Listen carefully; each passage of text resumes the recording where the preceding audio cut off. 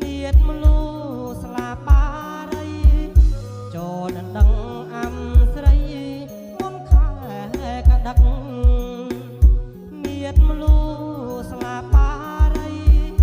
ចូលដឹងអំស្រីមុនខែកដឹក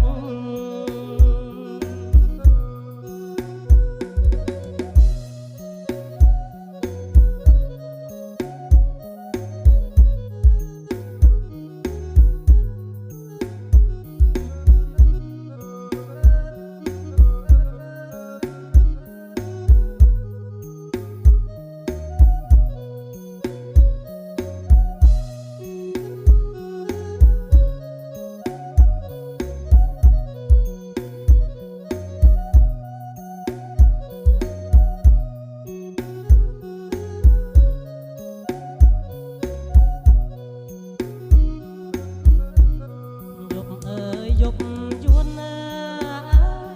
យប់យួនត្រជាក់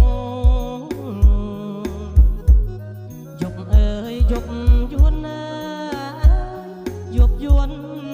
ត្រជាក់សង្សារពីអ្នកថ្លៃហើយគូព្រេងអូននិស័យសង្សារហើយគូព្រេងអូននិស័យរលឹកអូនណាស់មិនចង់ប្រត់ស្រីរលឹកអូនណាស់មិនចង់ប្រត់ស្រីបងចាញ់ជួចមួយថ្ងៃថ្លៃហើយស្រីនៅអត់ចាំផ្ទះបងចាញ់